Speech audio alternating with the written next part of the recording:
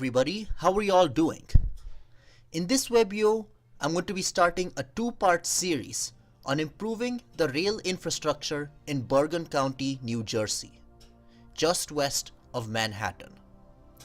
Now, Bergen County is the most populous county of the US state of New Jersey. It has a population of nearly 930,000 people, and it is increasing rapidly. It's expected to pass 1 million within the next 5 years. Now, unlike the last 50 years where most of the development was in the suburbs, now most of the development is taking place in the urban area, specifically right along the Hudson coast right here. For example, ranging from Fort Lee. Fort Lee is a new mecca of tall buildings. I believe some of the tallest buildings in New Jersey outside Jersey City and Hoboken are located right in Fort Lee. The problem is there is no direct rail service from Bergen County to Manhattan, which seems really awkward. And when I mean direct, I don't just mean a line that connects one station directly to another station in Manhattan without passing through another county. I mean you have to go change trains at least once to get from Bergen County to Manhattan. Because if you want to go from Bergen County using the existing New Jersey transit trains, you have to go to Secaucus, and then from Secaucus you go to Penn Station, or you could go to Hoboken, take the PATH train from there. So one part of this video series, which is actually going to be the second part, is to be a construction of a new PATH rapid transit line connecting Hackensack right here directly to Manhattan. It will enter Manhattan on the Upper West Side and go down 5th Avenue and meet up with the existing PATH line at Christopher Street right here and continue to Hoboken and beyond. So the master plan is to make this an extension of the PATH system.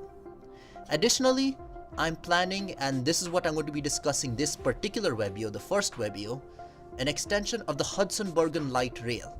Now this extension will take place closer to the Hudson coast.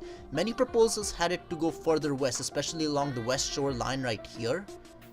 So the problem with that is that the density near this line, especially this far west, is much lower than if you go east. When you go east, that's where many of the high rises are. That's where more people are willing to walk to reach public transportation rather than just have their cars.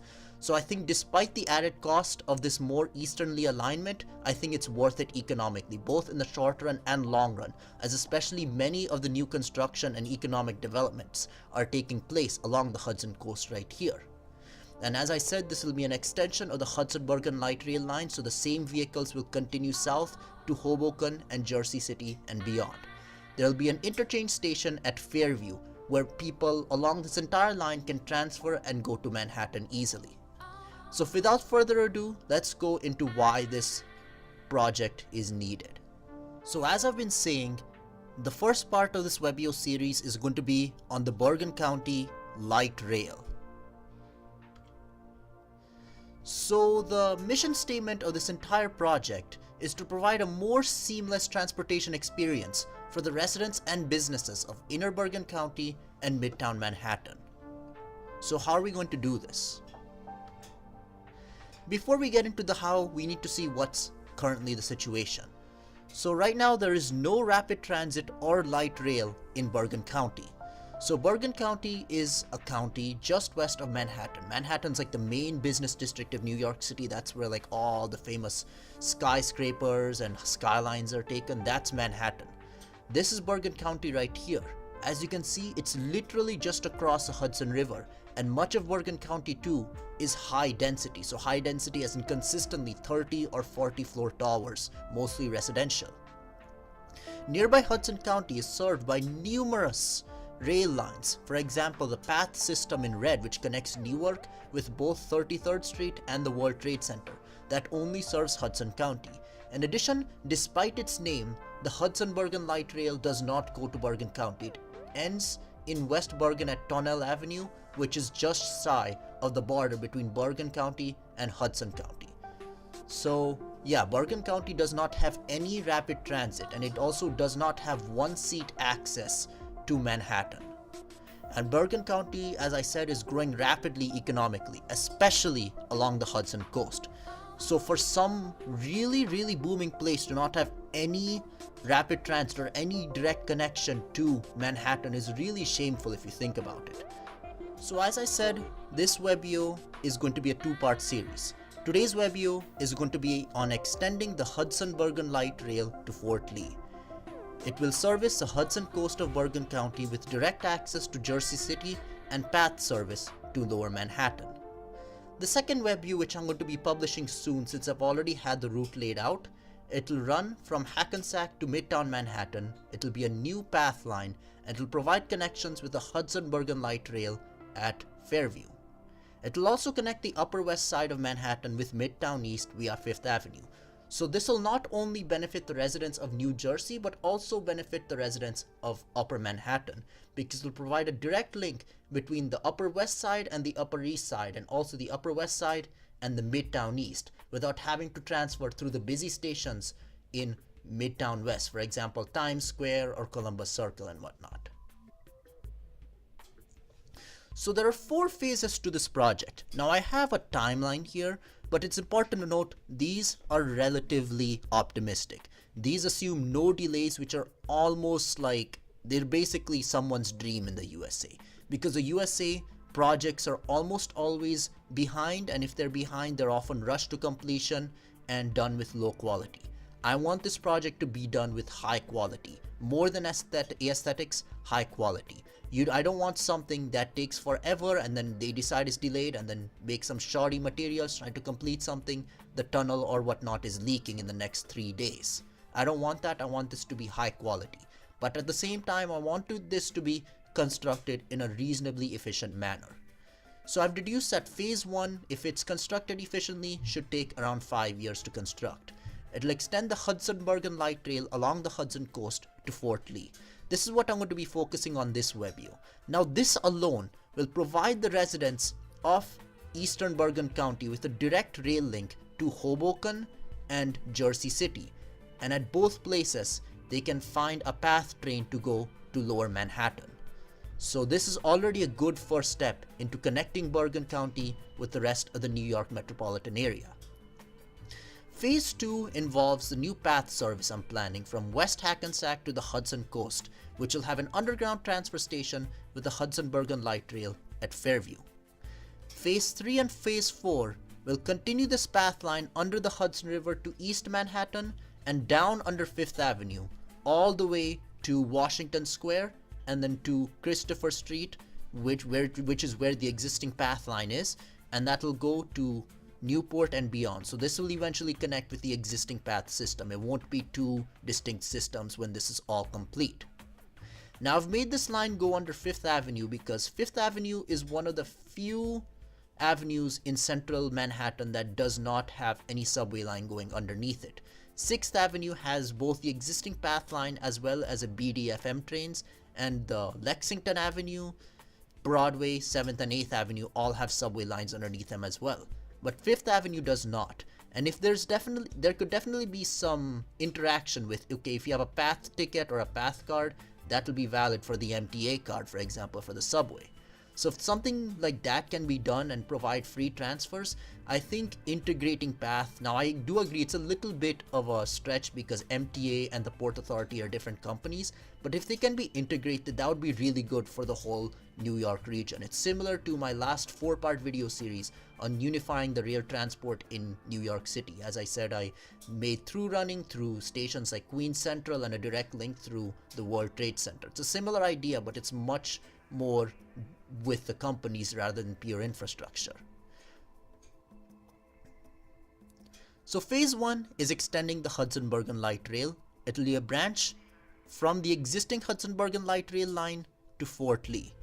The current line ends at North Bergen at a station called Tonnelle Avenue, and this new orange section will actually take the Hudson-Bergen Light Rail up to Fort Lee and make its name actually mean something. Right now it's a Hudson-Bergen Light Rail, it doesn't extend to Bergen. It goes to North Bergen at Tonnelle Avenue, but that's not actually Bergen County, despite its name. It's North Bergen is not Northern Bergen County. If you wanted to go to Northern Bergen County, go to Mahwah, Montvale, all the way up there. That's very, very far. That's relatively suburban in nature, and it's not feasible to construct a light rail line all the way up there. That's probably 25 miles from Manhattan. So let's think about this. Street level light rail. Obviously, it's less costly to implement than a subway, right? Many efficient ways have been developed in which there are certain cases that can well integrate pedestrian traffic, automobile traffic, and light rail vehicles. So this is especially prominent in Europe. Many former plazas allow the through running of light rail trains. There are also some light rail systems or streetcars that go over grass and through parks. They go through wide plazas and areas that were previously not in an automobile world per se. And also it's important to note that we already have a light rail system, so it makes sense to just continue the same principle of construction up the Hudson shore, right? Because we already have light rail, so just continue it on the streets similar to further below. But if you're thinking that, you are wrong. As the saying goes, the brave who seek for a bright future strive to go past the ground and tunnel underneath this for seeking of new discovery. Now I do admit that was a bit philosophical, but I am intending to make this mostly an underground light rail line, because there are going to be no issues with construction at ground rail. The tunnels will be constructed using tunnel boring machines. Now if you have seen how the 2nd Avenue subway was constructed, many parts were not tunnel boring machines, they were cut and cover. And if you saw how much the businesses of 2nd Avenue were affected by the construction, it was really sad. They lost nearly all their pedestrian traffic because it was taken over by construction machines. The amount of taxes they paid obviously went down because they didn't have as much income.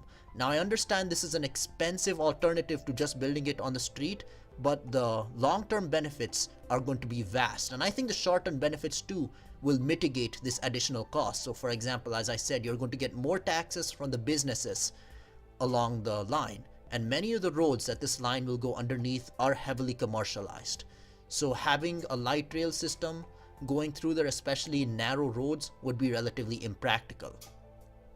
Now as a side note, if the Boring Company, and as I mean Boring Company, I mean Elon Musk's Boring Company, were willing to cooperate with actual public transportation companies, that would be nice, right? Now the Boring Company is basically a company that transports cars individually across cities. They're building a prototype from the Los Angeles airport to Santa Monica, California, under Interstate 405, or as they call it there, the 405 freeway. It's approximately a 12-mile stretch. Elon Musk claims that he can have the project done in 1 year.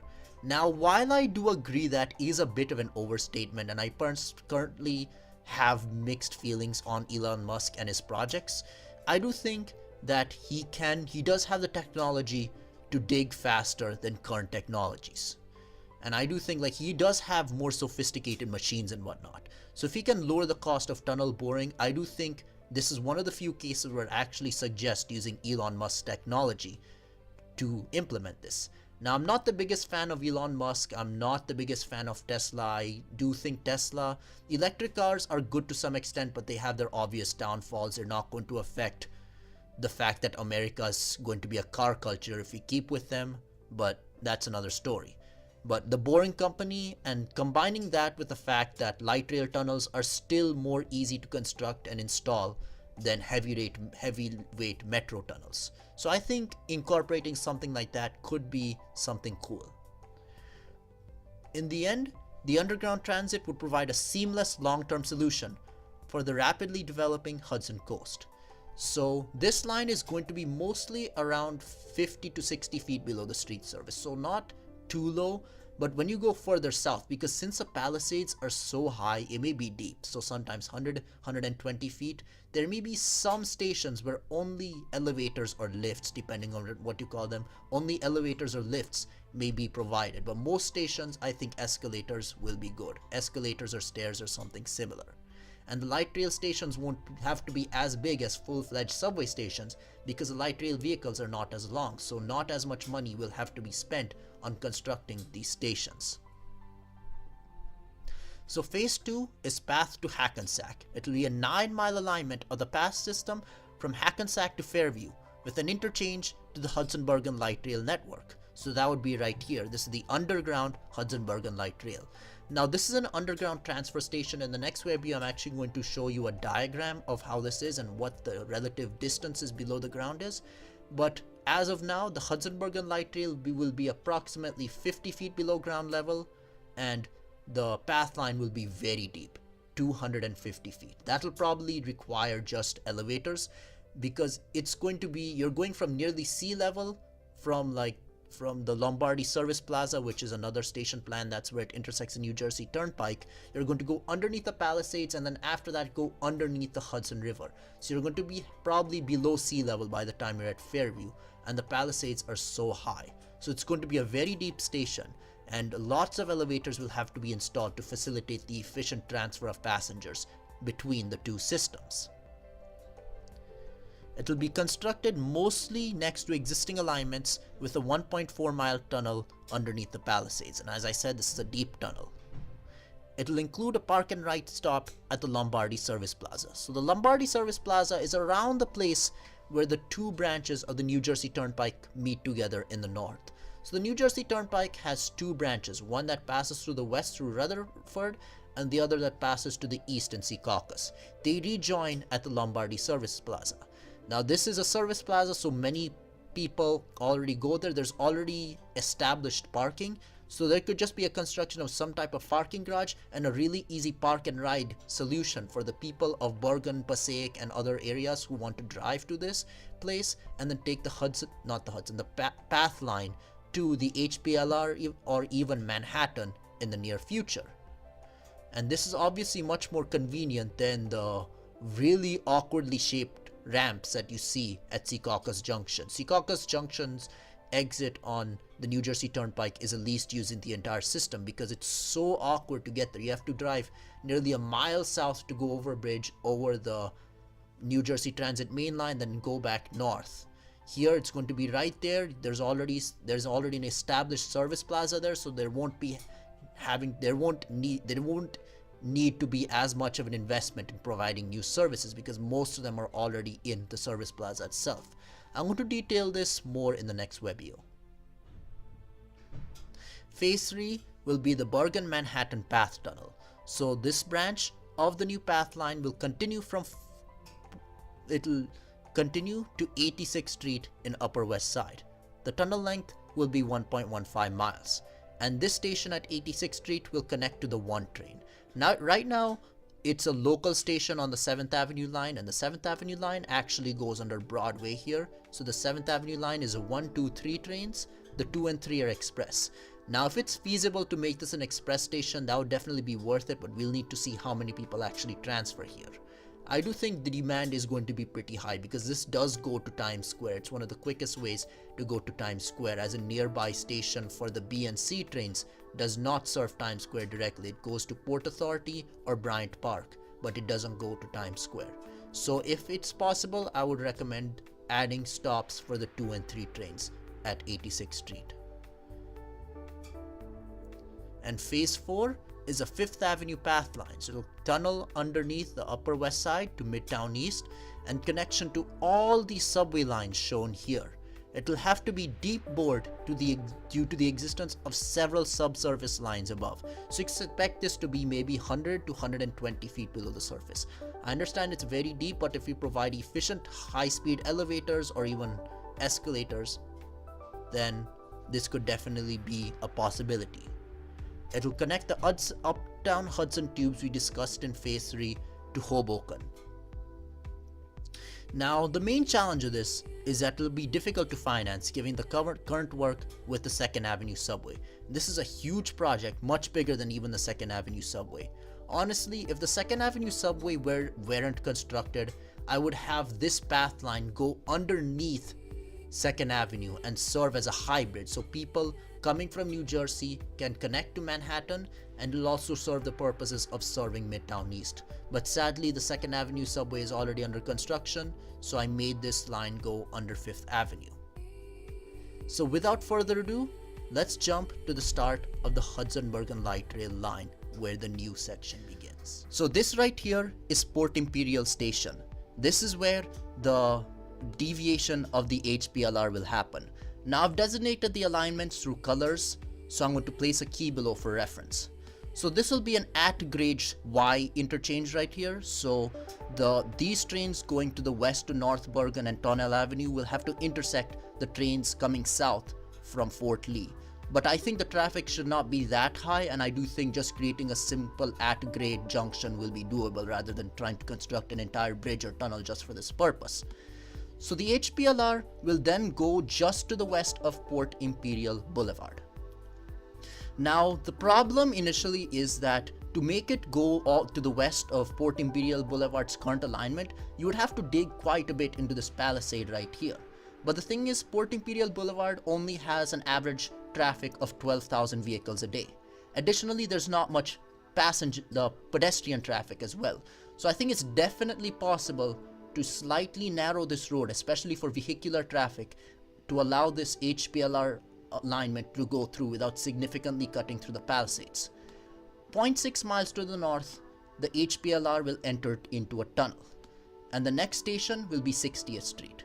Now this tunnel will be a deep bore tunnel, so there'll be no cut and cover segments in this entire portion of the line all the way up to Fort Lee. So 60th Street is a very interesting station. It serves a diverse clientele of people. So around 8 blocks to the west, you have Bergen Line Avenue, which is one of the main shopping districts of northern Hudson County. But just to the east, you also have these towers. So it's constant 4 to 5 floor buildings right here, even some 7 or 8 floor buildings up here. And then you have these massive 25 floor towers. And just to the east, some new condominiums going up right along the Hudson shore. So I think some type of tunnel directly connecting Port Imperial Boulevard to 60th Street via the underground would be a really nice idea. So these people would get the access to the HPLR without having to go up and then down again. So their trip time will be drastically reduced, especially considering the density here is very, very high, similar to the density here as well. Now this gets into something I would like to call geometric psychology. So you want to make your stations in the average, or rather the center of mass of where people who are most likely to use a transportation system will gravitate towards. So you need to see what type of people are most likely going to use this HPLR line, and using some statistical modeling, you can make a very, very accurate alignment on where the station should be placed. Now, I've not developed some type of model, but I do think making a business venture out of that would be a really, really good idea. So the next station is 69th Street. 69th Street serves the city of Guttenberg, New Jersey. Guttenberg is actually the most densely populated city in the entire USA. Yes, even more than New York City. The reason is because New York City includes boroughs like Staten Island, which are basically suburbs. They have similar densities as like northern Bergen County, for example. So this is why this small strip of portion right here, maybe 20 blocks, is the highest density of any city in the USA. Now obviously if Manhattan were separated, it would be the highest density city in the USA. The next station is 79th Street, which serves primarily a residential clientele, and I think some type of tunnel connecting to River Road would also be a good idea, because there's still a good amount of condos going up right along the Hudson shore. The next station is Fairview. Fairview is going to be the interchange station between the HPLR line and the path line.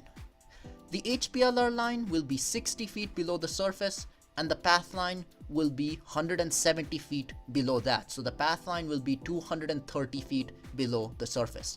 The reason is because just to the west, the path line, like through the northern meadow lines, for example, the path will be relatively at the ground level, and this is the line I'm going to propose next WEBEO, but it's going to be at the ground level and go underground here, because it'll have to go deep underground to get underneath the Hudson River. So if you know the northeast corridor going into the Hudson River tunnels, it goes very, very deep under Union City and those other places. So this is going to be a similar situation. The only thing is a station will have to be here. So elevators will have to connect the HPLR on the top with the path line on the bottom, because there's still a 170-foot difference between the two lines. Escalators can connect the street level to the HPLR system, and also direct elevators from street level to the path line will also exist. Now to serve all these people right here, I'm thinking some type of tunnel again connecting Gorge Road underground to the path line. So this actually is much closer in elevation to the path line's elevation than the HPLR line's elevation. So this will allow easy access for these people to go directly into the station without having to go up and then down again. And believe it or not, Fairview actually brings us into Bergen County. So finally the HPLR has a name worthy. Like its name is actually worthy now. The next station is Main Street. Now Main Street is just below Palisades Avenue, approximately 60 feet below the surface. Very similar station to 60th and 68th Street further south. So you have lots of towers to the east, but a lot of medium density to the west. The next station is Edgewater Road. Edgewater Road is unique because you actually have some higher towers along Gorge Road and Palisade Avenue.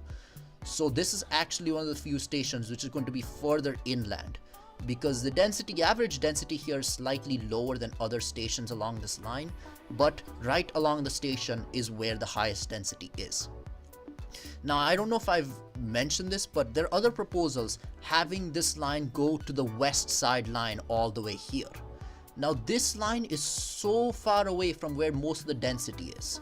Now granted, it is going to be much cheaper to construct this, but the problem is, who is going to use it? Maybe a couple people who live along here. It's going to be very difficult for the high density right along the Hudson shore to go all the way there. So it's much better to place these lines in the geographic center of population, and not just population, but transit oriented population, because some populations, especially this right here, that's more of a lower density area. More people are more likely to have cars. Now I'm not saying these people shouldn't use public transportation. I think they definitely should, but it's just more likely that the people who live in an apartment or like a row house will use public transportation than people who live in a single family detached dwelling. The next station is Winston Drive. This is again 50 feet below the surface. It's going to be deep bored. Now this serves all these apartments right here. And again, as previous stations, similar to previous stations, I'm planning some type of underground tunnel connecting the River Road development area right here, because this right along the shore below the Palisades, that's where much of the development in Bergen County is happening. So to connect a tunnel from here to Winston Avenue will bring a huge amount of population with this public transportation system and connect them with the rest of the transit system of the New York Metropolitan Area. So after Winston Drive, the tunnel will continue, and the next station will be Central Boulevard. Now this is all under Palisade Avenue. Now Central Boulevard is going to be more of a residential stop, so it will serve some of these apartments here, which are literally within a 5-minute walk of the station. Also some apartments back here. However, this is one of the few places where the apartments are actually a little further away, kind of almost in a ring or U-shape from the station. So I think if the Port Authority coordinate with New Jersey Transit to run efficient bus systems, it would definitely bring a lot of people in much closer reach to Central Boulevard, because these people can walk to Central Boulevard, but it's still a bit of a walk.